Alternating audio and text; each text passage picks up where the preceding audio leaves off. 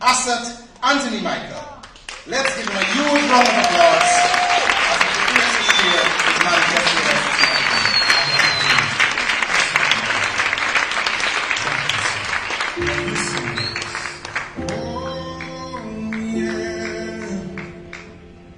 Asot Michael, servant leader, want to love and raised up to care.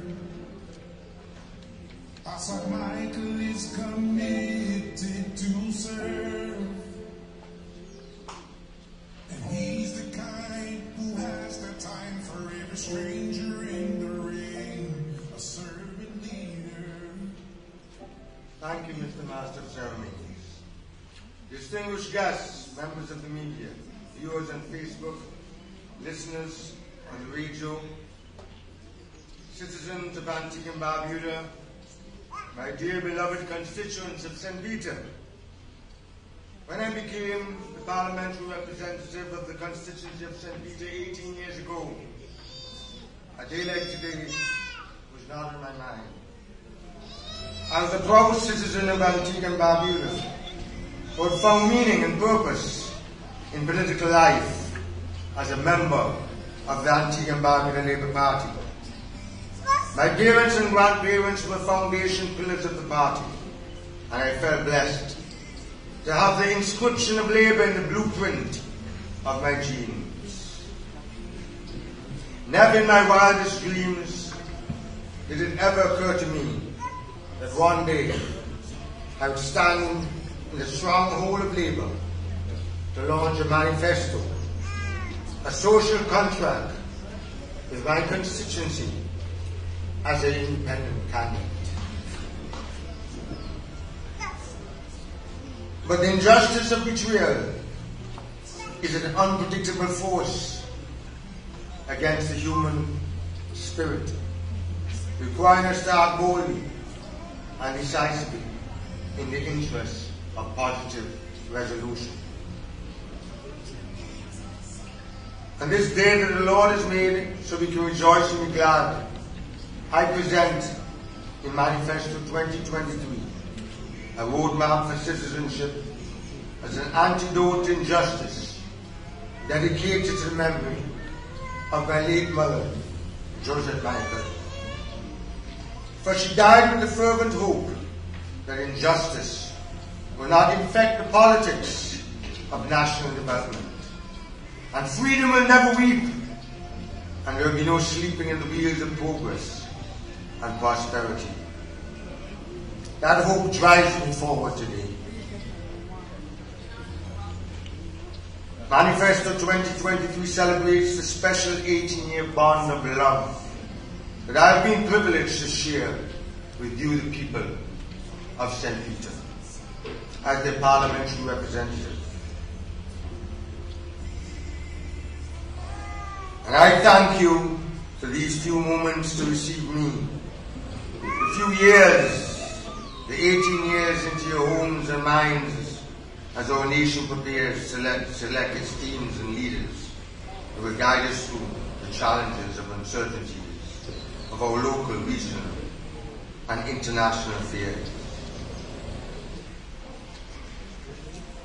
As I have said, I have been privileged in the past to be selected as a candidate of the Antigua and Barbuda Labour Party over the last 18 years. And I have received your overwhelming support in each of the 4 general elections held during that time. But this time is different. I'm contesting the 2023 elections as an independent candidate. But this Manifesto 2023 celebrates the special 18-year bond of love. The love that I have been privileged to share with you, the people of St. Peter.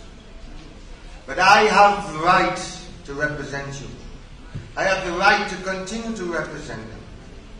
And you have the right to have me to continue to represent you, if that's your desire. It's not for no one man, Gaston Brown, to dictate that I'm no longer suitable to be a member of the party that I brought him into, or to represent the people of St. Peter. That is for you, the people to decide on election day. So I'm running as an independent so that the people of St. Peter, not Gaston Brown, will decide who will be their representative. I'm running as an independent to uphold the rights of all Antiguans and Barbudans to make their own choices according to the law, the supreme constitution of Antigua and Barbuda.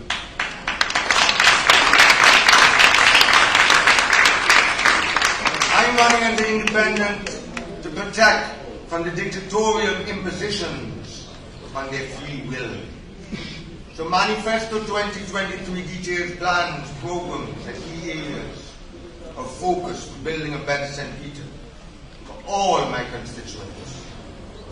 It deals with renewal and growth of tourism, manufacturing, agriculture, energy, ICT, culture and sports, to create quality jobs and open doors to greater economic opportunities, a proper road network, adequate and reliable water supply, dependable electricity services, proper digital connectivity, renewable energy for homes, vehicles and businesses, quality, affordable health care that is so lacking in our constituency, properly equipped, safer schools for teachers and students, not where students are going into the schools and threatening teachers with knives and firearms and smoking marijuana right on the school compounds, where teachers no longer feel safe, where there are no cameras, where the players of secondary school is dilapidated, and the one in power is a burning shame, where the headmasters have to keep writing to me to ask the assistants to paint the buildings and put in windows.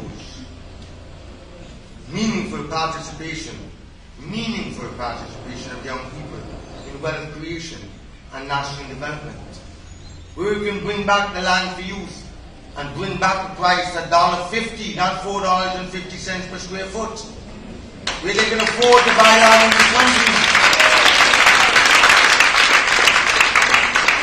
Under Lester Bird and myself, when we initiated the land for youth, it was $1.50 per square foot and 5% deposit, not 10% deposit and $4.50 per square foot.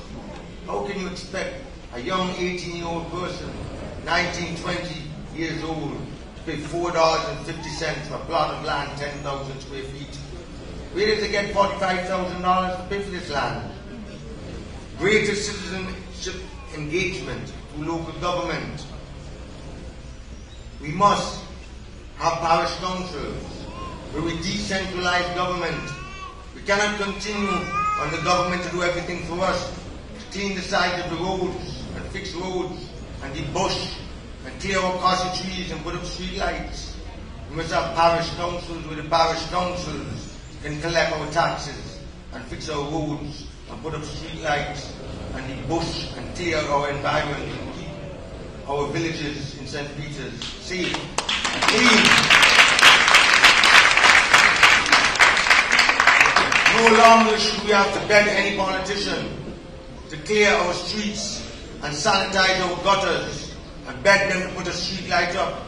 No longer should we have to go to APU and beg them to bring pipes and get some outrageous bills of $15,000 and $8,000 for pipes to bring pipe-borne water to your home. It's outrageous. APU is a monopoly and they have a legal fiduciary duty to bring pipes to your home, to your family.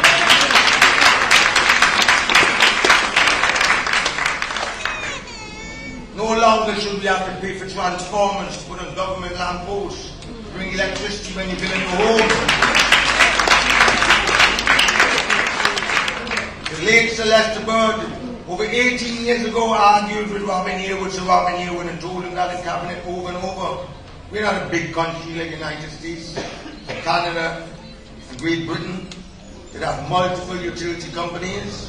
We have one utility company called APU, which is a monopoly, and you have a duty and obligation to your citizens to bring pipe-borne water, to put the pipes in, to put transformers on the lampposts. Nobody should have to pay for a lamppost.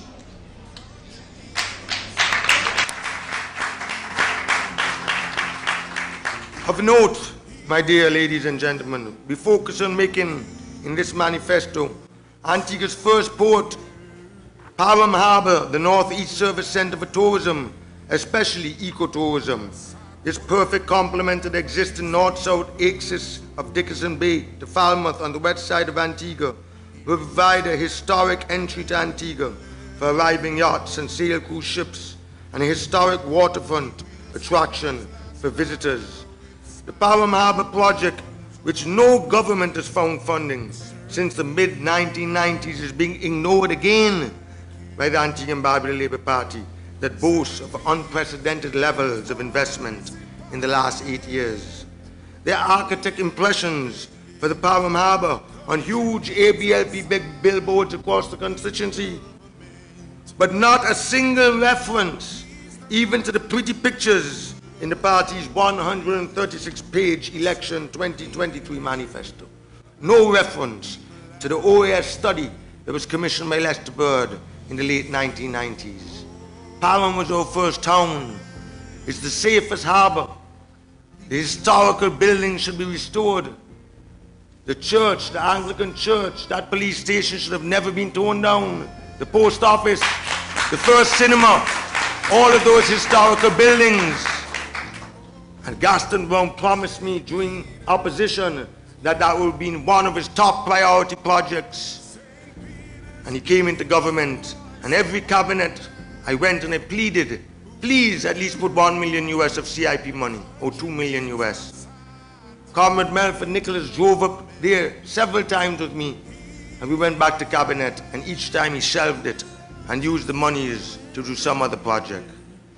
And this only means that notwithstanding election campaign promises to catch votes, the Antigua and Barbuda Labour Party fully intends to continue to do nothing about developing a first-class tourist attraction and international business centre in Parham. So all those beautiful billboards you see about Business Hub is total nonsense to catch votes, because not one single word in the ABLP manifesto about it. And it is powerful evidence of the continuation of the victimization and neglect of the constituency, both by the UPP government from 2004 to 2014, when the UPP government sent home scores of workers from the port, from public works, and the ABLP government from 2014, which effectively made me an independent member of parliament since then. So when people are asking me, what are you going to do as an independent candidate? I've been an independent candidate since 2004.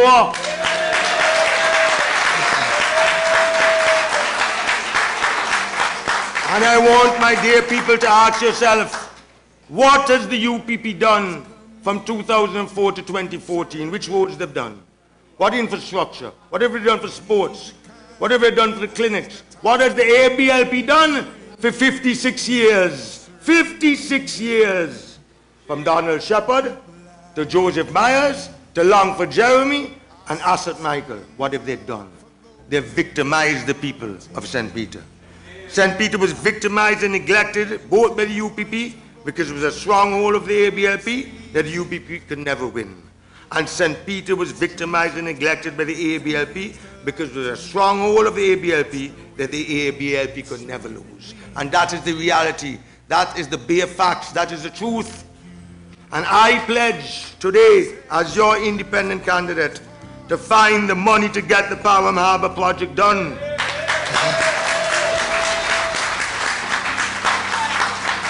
Enough is enough. And not just for the people of St. Peter's, but for all of Antigua and Barbuda. For all of Antigua and Barbuda. Because it can rival Dockyard in English Harbour as a real tourist attraction for our people. That's a blessing.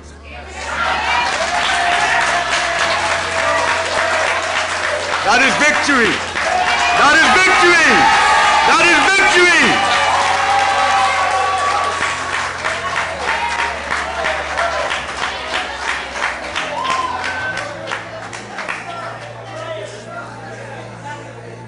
And Manifesto 2023 also reviews my record of service as your parliamentary representative and my accomplishments in the governance of Antigua and Barbuda as a Minister of Government, a young minister when Lester Bird brought me back from law school, lest me not forget.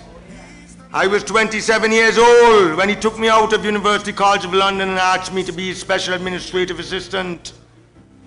And then chief of staff, the youngest chief of staff to Lester Bird, worked 15 hours, 16 hours a day. And then he saw competence in me. He saw ability in me. At the risk of sounding modest, I worked harder than his elected members of parliament and his cabinet ministers. Why would Lester Bird, with all of his intellect, political acumen, experience, Deputy Prime Minister, Minister of Foreign Affairs, Minister of Tourism, Economic Development, Investment, Energy, appoint a little 27-year-old, little descendant Arabic boy, although my grandfather was born in this country and I'm more black than them? Why would he give me so much power? Appoint me Chief of Staff, Leader of Government Business in the Senate, put me over all kind of people like Otto Isaac, people double my age, triple my age, make me Minister of Public Works, made me Junior Minister first, and then we saw my ability and what I was doing in this country to transform the road network all over this country, appointed me full Minister of Public Works, Insurance, St. John Development, Communications. Why? Junior Minister of Finance. The only reason he could not make me full Minister of Finance when John St. Louis resigned and he said, you have headache, you have migraine, you can't pay civil servants no more.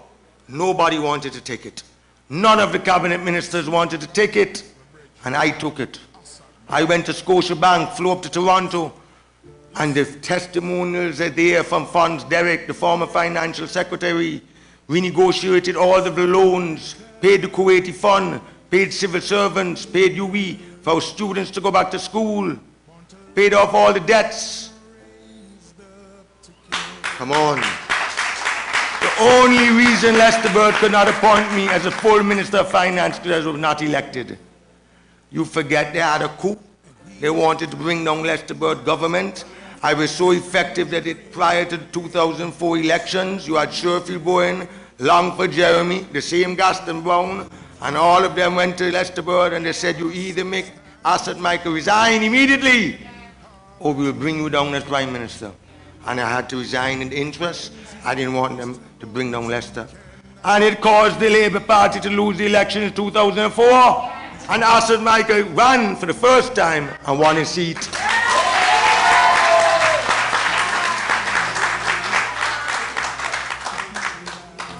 So significantly, Manifesto 2023 features an explanation, I want to say this to you, of the betrayal and the dictatorial posturing of Prime Minister Gaston Brown as a platform for assessing his suitability to continue to serve as Prime Minister. But Gaston Brown betrayed me after I used my connections, my family resources, not just money, but my political capital that I had, because I was loved and I'm still loved in this Labour Party more than him. My political capital in the Antigua and Barbuda Labour Party to make him leader of the party and Prime Minister over my own surrogate father, Lester Brian Bird. I took him all over the 17 constituencies, the Trades and Labour Union, the Barbuda delegates, the Women Action Group, the Youth Group, even brought Denzel Douglas to my home to lobby the delegates. He could have never won that second convention if it wasn't for my political capital. People like Margaret Rose, De Silva, all of them, Page, all the delegates said, Mr. Brown, we're not voting for you against Comrade Bird.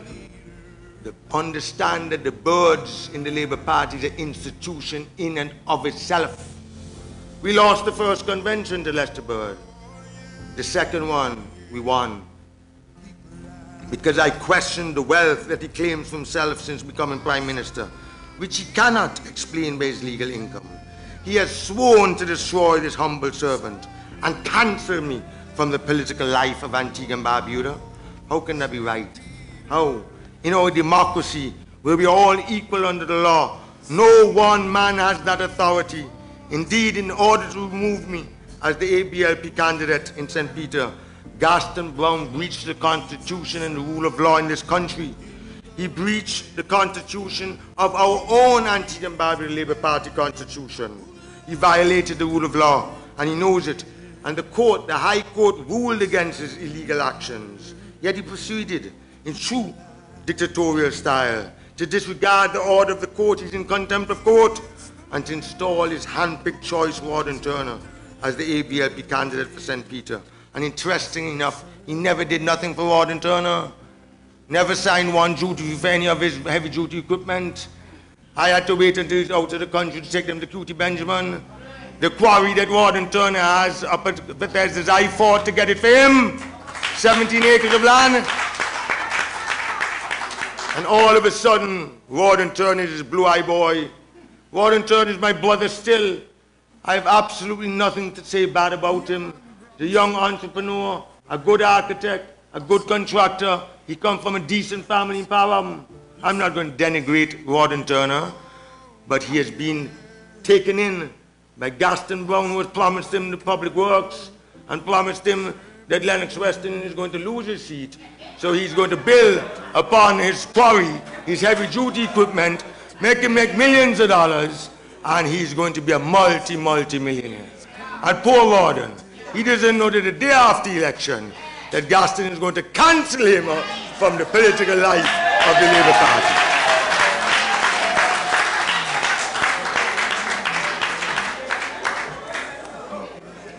But the truth of the matter is, the day after the election, me and Warden will still hug up. He's my blood brother. He ate at my table for years as my blood brother. And I hold absolutely no rancor, malice against Warden Turner. It is his constitutional right to want to run. There's nothing wrong with Warden wanting to run. It is any one of your constitutional rights. There's a process. There's a constitution that we all must abide by, that we've signed up to, that Labour Party constitution. And the process was not followed, where there must be a primary. Where there are more than 2 candidates, you must have a primary. And no political leader can overrule that. When I first went to run in Param, I had to face 2 primaries. Once against Lennox Weston in 2003, when we went down with the school, and I beat him like a damn road match. I got 980-something votes. 980-something votes, and Comrade Weston got 16. They take up the mic and buck up the mic and say, I bribe off all Param people. After I won in 2014, in 2015, my dear brother and Comrade Wesley James, who I went to school with, Wesley from Piers, he came and he challenged me. He's right to challenge me. And I bang him too. I think he must get 12 votes. Before my time, Longford Jeremy, Comrade Longford Jeremy had to face a primary. Comrade Jean Crump will tell you, against Talbot King. Lester Bird did not want Comrade Longford Jeremy. He wanted Talbot King. He thought he was more intellectual than Comrade Longford Jeremy. But he could not dictate for the people. The branch organizes a primary, and the people of the constituency decides. Max Fernandez had to face a primary against Captain Osmond Lake. Malvin Joseph years ago had to face a primary against Keith Ford, the former Attorney General. Bernard Percival against Mackley Matthias, who is deceased. So come on. So this squalid betrayal of a party colleague by a Prime Minister merits careful study and very serious consideration about the necessity of removing him from national leadership. Because the nation recalls that while I won the St. Peter seat for the ABLP in 2004, we lost the election in a landslide UPP victory after serving in government for 28 years, and our party spiraled to its lowest ebb. We were well and truly down for the count, with only 4 members in Parliament: Robin Yearwood, Stedroy Cutie Benjamin, Gaston Brown and Asot Michael. And the ABLP leader and Prime Minister Lester Bird had lost his seat in Parliament. It was obvious that the ABLP needed new leadership to regroup and to make its way back to government. I was 34 years old at the time, and my dear beloved friend and brother and Comrade Gaston Brown was 37. We stepped forward as the future of the party, the 2 of us, and we teamed up to fight fire and steel of the ABLP establishment and the communication heavyweights of the party to turn it upside down. We did every single thing to wrestle leadership from the once unstoppable Byrd dynasty. It was not easy. We had everybody against us. We had Max Hurst, we had Tanny Rose, we had Robin Yearwood, we had Malvin Joseph. Every single parliamentarian was just me and Gaston Brown. And Gaston says then our partnership was splendid. And after traversing the length and breadth of the country for a decade-long struggle to revive the party, we returned the government in 2014.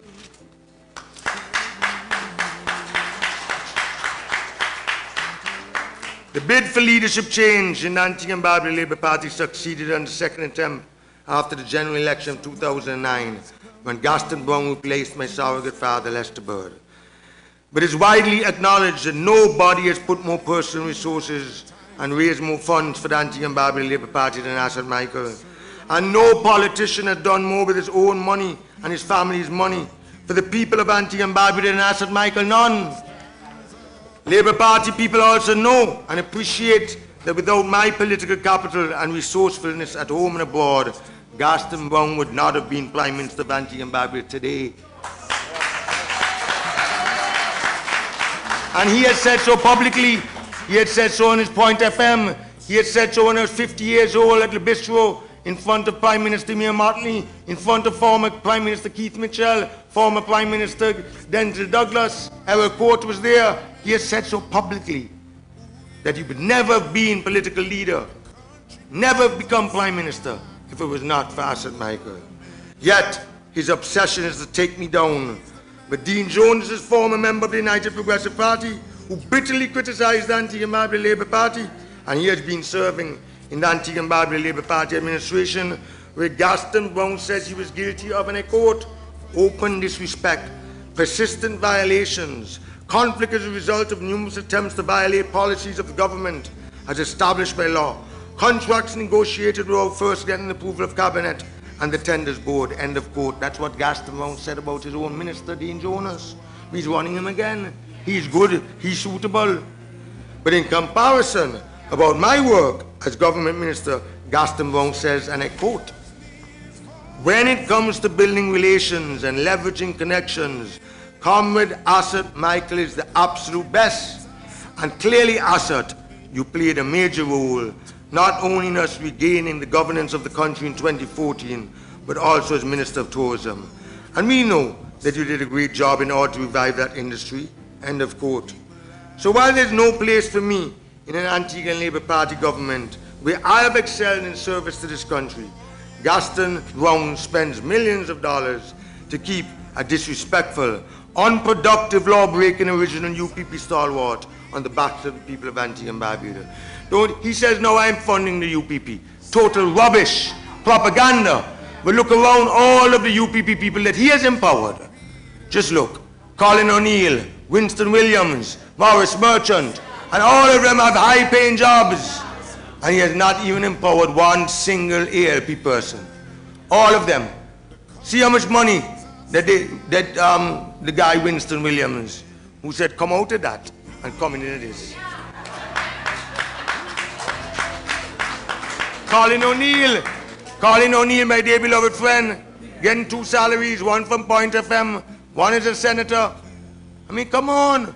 All UPP stalwarts he's empowered, and he has neglected his own Labour Party people. The hypocrisy on steroids is inimical to good governance and public service, with the hallmark of integrity. That's what I want to say to Gaston Brown today.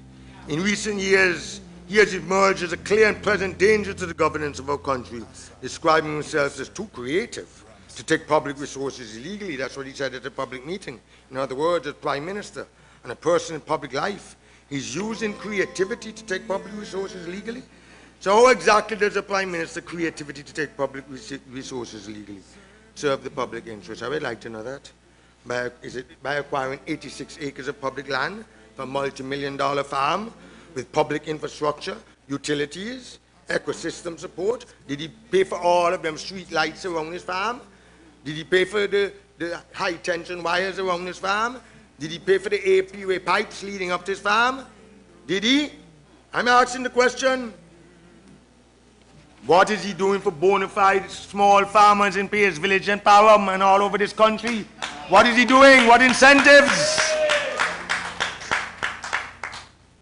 All of a sudden, you have family members out of the blue acquiring multi-billion-dollar properties, Barnacle Point and land up at Long Bay, and then you say people envy your son? Envy what? Nobody envy you. Pay the nurses, pay the policemen. Give them, look after the frontline workers. Come on. Deal with our frontline workers. Give them their raise. Give the public servants a decent raise in this country. Our nurses that work so hard, the EMS workers. Don't give them empty promises just at election time. What are you really doing for the teachers in this country that work so hard, that go away and they get their upgrade and they educate themselves, and for 2-3 years they're in the system and they get certified and you can't pay them? How do you think they feel? And they have to go and teach our kids every single day on that measly salary. Our nurses that have to expose themselves when COVID was there, and they work so hard and work around the clock, and up to now they can't get their overtime, their bonus, nothing. And the minister sits down in a beautiful big office with lovely big furniture, mahogany down in High Street. And when he drives in his car, he's reading a newspaper to the back. Like if you're some lord in England.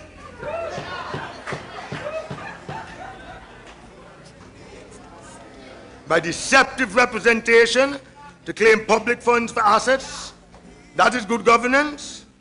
Huh? Gaston Brown disagreed with Prime Minister Mia Mottley, calling her an aristocrat, humiliating her. She's been voted the best Prime Minister in the whole region. Cursed Ralph Gonsalves, our senior statesman over Liat. It's his fault, Gaston Brown, that Liat is not flying today. Disrespected the Prime Ministers. I took them for dinner at Le Bistro. Prime Minister Mia Mottley, Keith Mitchell was there. Former Prime Minister Denzil Douglas, we also invited him. And, sorry, not Denzil, former Prime Minister Timothy Harris. And Robin here was trying to encourage them to put money into Liat. And Ralph Gonsalves said, you know, I'm a regionalist, Pan-Africanist Prime Minister. It's me who got Baldwin Spencer to put over $10 million into Liat and the other Prime Ministers. Robin, this is not about Liat no more. It's about your Prime Minister, Gaston.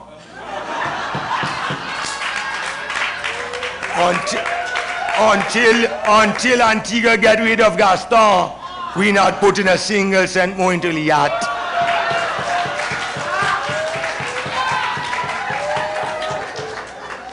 Keith Mitchell, he listened all night, eating his food. But former Prime Minister Keith Mitchell said, and I swear on my dead mother, I swear today, and I'm accustomed to swear, Keith Mitchell said, that crazy man. When he came down to Grenada for cricket meeting, we wanted to fire and discipline the former president, I forget his name, of the West Indies Cricket Board. They eventually fired him. They wanted to have an investigation into him. He and Gaston was very close. And all the prime ministers all agreed except Gaston. And Gaston get up in the CARICOM heads of meeting and put abuse him with bad words and all kind of nasty things and curse off Keith Mitchell. Get up and storm out of a CARICOM heads of meeting and get on a Liat plane and come back to Antigua. Keith Mitchell said, from that day, I realized something wrong with that man's head. Something wrong with that man's head. You know, you can't disrespect prime ministers like that. You may have disagreements. Of course, they're all human beings, but there's something called comity among prime ministers. You go in a caucus, you speak your differences, and you do it in a respectful way. You exchange ideas. You don't go in the media, the regional media, and get up on your radio station and curse them. What do you think? You think you don't point cursing the people in Booby Alley? No. He cursed them out in the most despicable manner. And it boggles the mind to think what he would have done to them, like me, had they questioned his unaccounted wealth since becoming Prime Minister. He might have thumped them down in their mouths too and in their faces.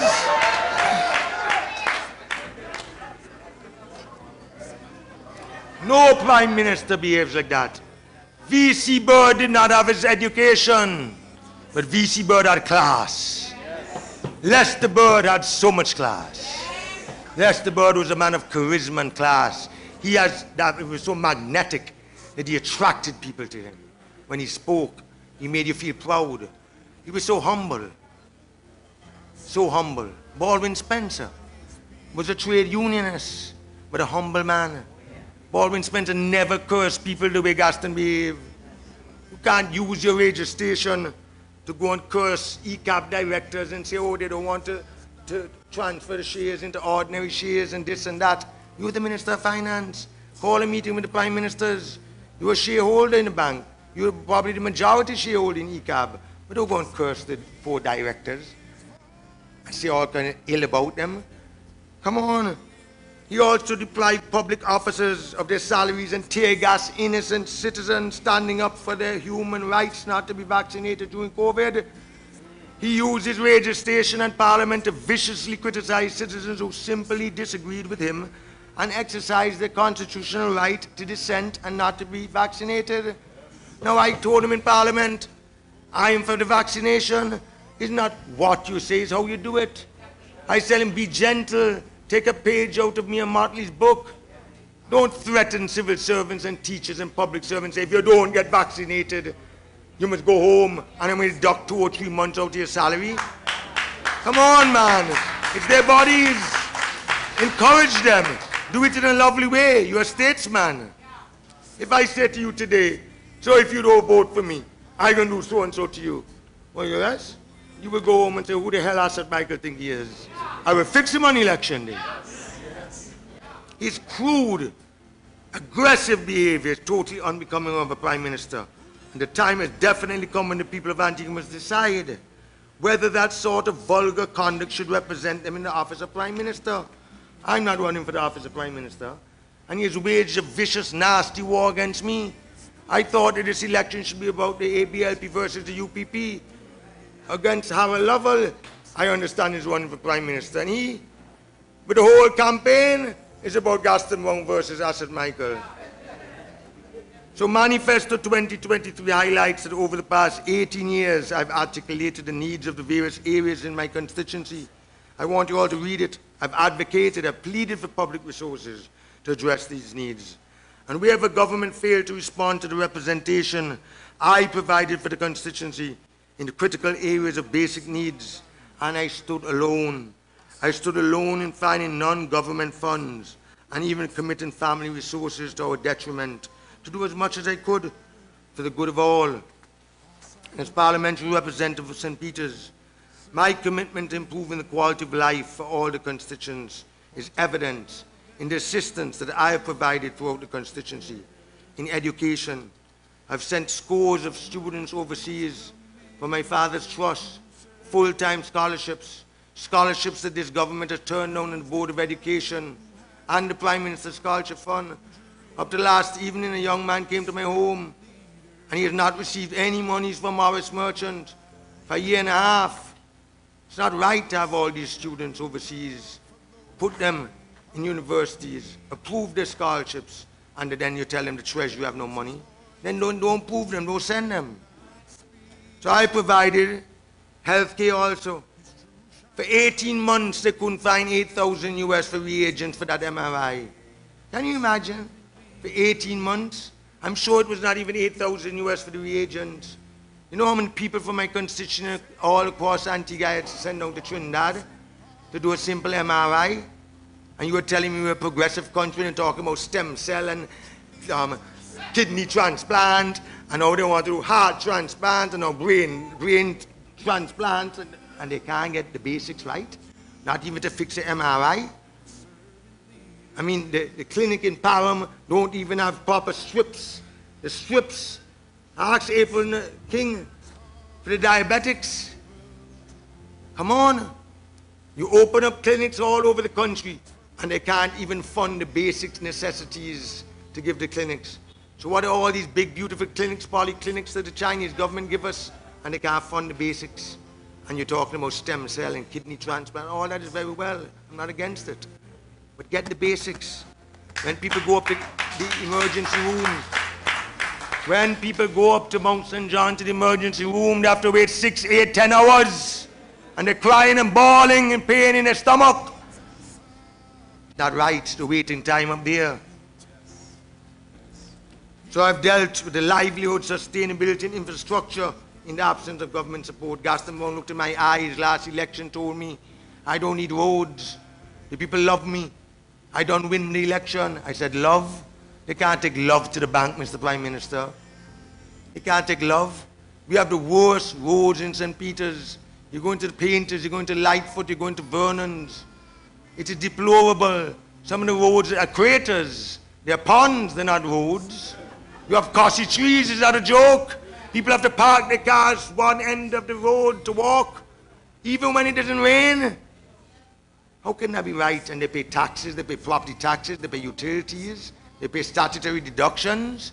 And I had to go into my pocket and spend over $4 million buying Orlean and stone. Ask Wesley James, ask him.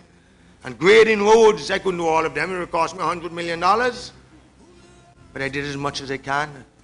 Bringing 800 street lights, higher heavy duty equipment, nearly every piece of grader and bulldozer and backhoe, and grade and clear down people's bushes. And I'm still doing it. Still doing it this election. I have 2 excavators. One from Mr. Tire Master's son, one from Echo. I bought a backhoe, and I had to hire another backhoe. And he have all that heavy-duty equipment up at Parham, and he's not helping nobody. He has a full quarry that mines the stone, and he can't take some of the stone and show some goodwill and spread some stone on some of the roads? Come on.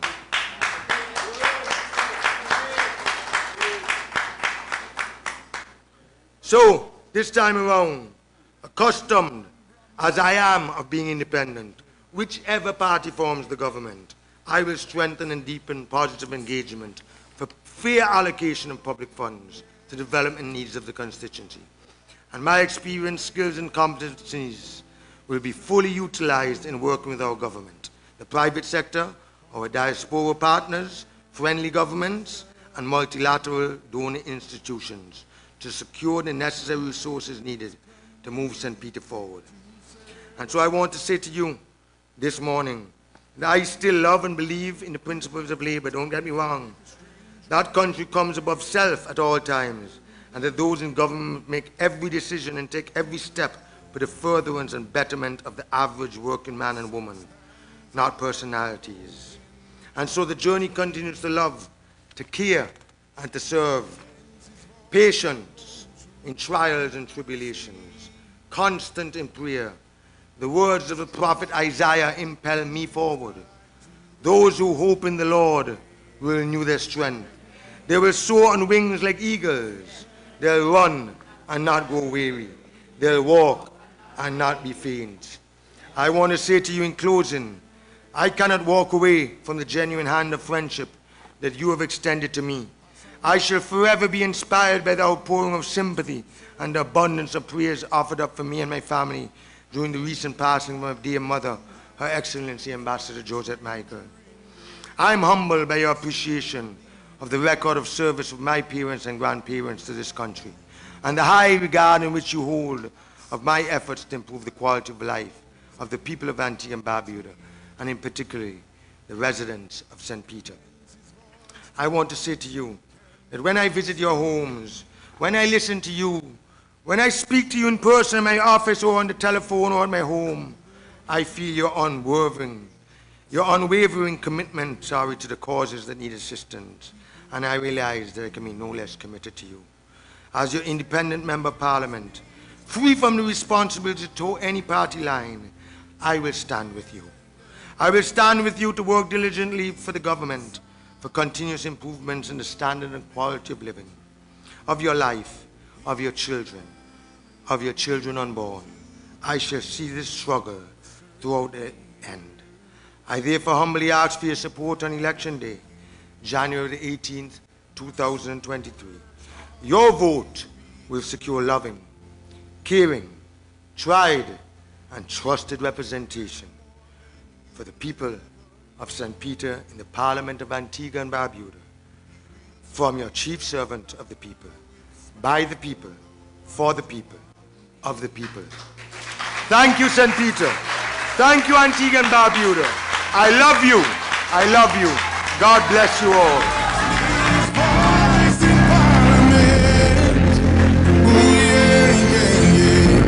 The country needs us in government. He's the man.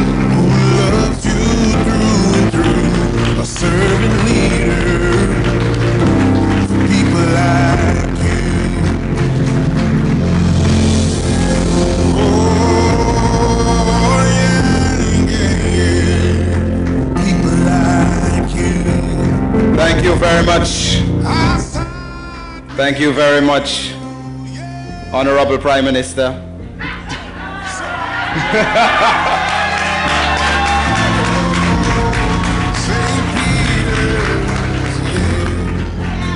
Asot truly cares for the people. Not just for the people of St. Peter's, but for the people of Antigua and Barbuda on a whole. Yes.